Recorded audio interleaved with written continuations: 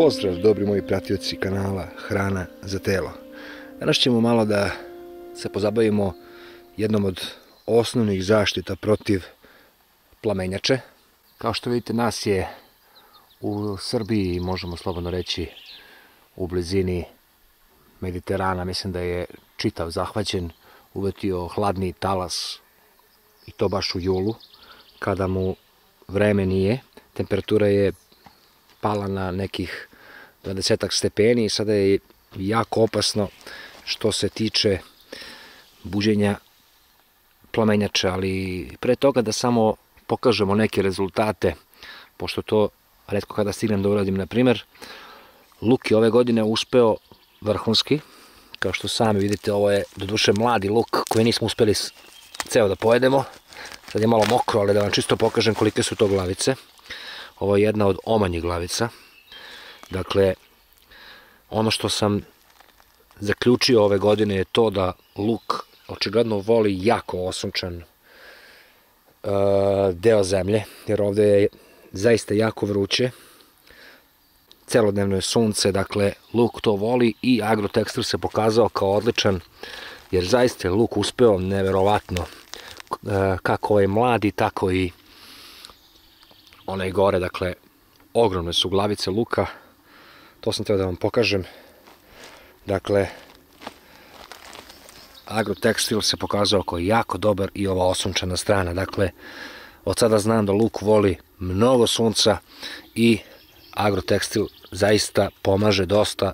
Plodovi su mnogo krupniji nego što sam ikada viđao do sada. Pogledajte samo kolike su to glavice. Dakle, ogromne, ne mogu ni da ih izvučem iz ove rupe. Beli luk je također izvađen pre jedno 2 nedelje. Pogledajte kolike su glavice. Dakle, također gajen na jako osunčanoj strani pod Agrotekstilom.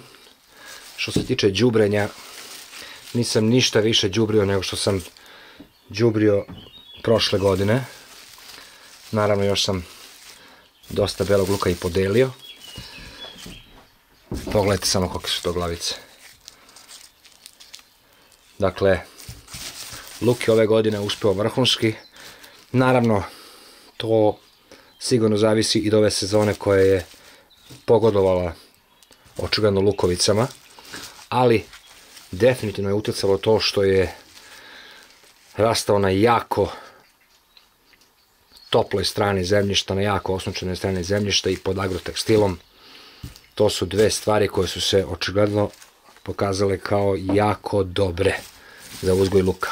Sada idemo malo da se pozabavimo zaštitom od plamenjače, koja je jako prosta, ali i jako važna da ljudi ne bi napravili veliku grešku kao što sam ja napravio prošle godine.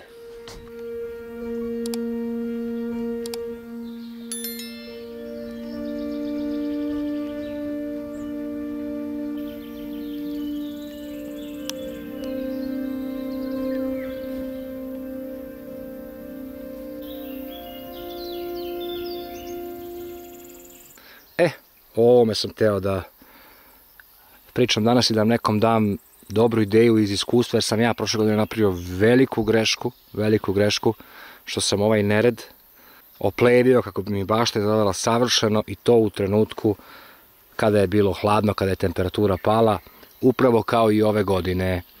Zašto vam to govorim? Jer svi mi razmišljamo kada su jako visoke temperature, dakle 36-7 stepeni, niko ne odlazi u baštu jer je suviše vruće. I kada temperatura padne naglo, kao što je ovih 7 dana pala, sa ogromnom količinom kiše, što je idealno za razvoj svakakvih buđi i gljivica, mi odlazimo u baštu i iskoristimo taj pad temperature kako bi sredili ovaj nered. Pogledajte vi koji je to nered. Čak i pored čitavog Agrotekstila, pogledajte koliko je to sve izraslo. Međutim, ono što se vidi, paradajz je jako zdrav. Dakle, paradajzu prija, ovo je ovde nered, upravo iz tog razloga, jer kada temperatura padne, a uglavnom plamenjača dolazi upravo sa zemlje, I onda mi iskoristimo taj pad temperature kako bi sredili našu baštu i kako se ne bi kuvali na visokim temperaturama.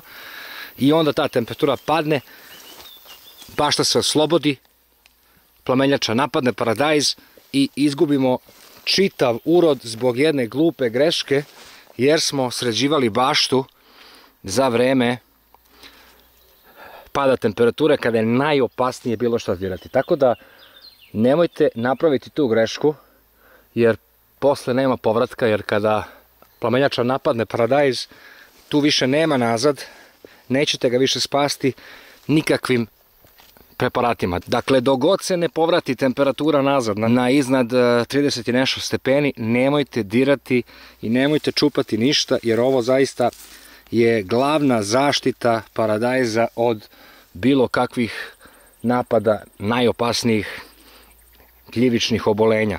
Dakle, sačekajte da prođe ovaj pad temperatura i ova visoka vlažnost i onda uđite u vaše bašte i sredite da ovo izgleda, što bi se reklo, kulturno i da izbegnete, ne znam, guštere, zmije i bilo šta drugo. Nemojte to raditi nikako sada, jer ćete uništiti sav vaš trud. Dakle, strpite se da se temperatura i sama vlažnost, tačnije da se zemlja osuši, da se temperature stabilizuju i onda odreagujte što se tiče čišćenja, plevljenja bašte. Dakle, ja sam prošle godine napravio katastrofalnu grešku, ali bukvalno katastrofalnu grešku, jer sam baš u tom trenutku, zato što mi je onako bilo prijatno, jer je bila temperatura super za rad, očistio baštu i napravio sam zapravo veći problem nego što bi ga imao. Dakle, ovo se odnosi također i na krompir. Ista je stvar u pitanju.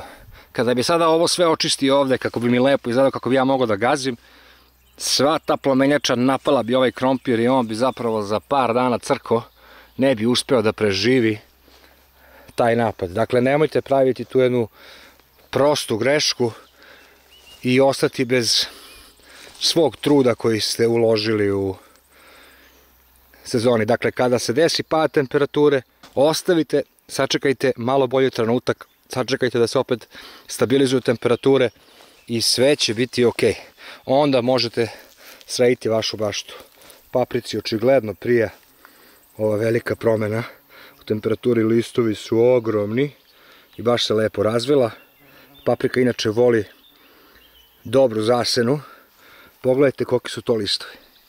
Ja ovo prvi put vidim. Dakle, paprika jako pozitivno reaguje na duplu zasenu, sam je stavio, što se ispostavilo kao jako pozitivno za razvoj paprike. Eto, dakle, ovo je savjet koji, ukoliko slučajno pogrešite, možete se posle debelo kajati. Dakle, ostavite ovaj nered dok god se temperature ne stabilizuju i dok god se zemlja ne osuši, a onda sređujte bašte. Pozdrav, dobri ljudi!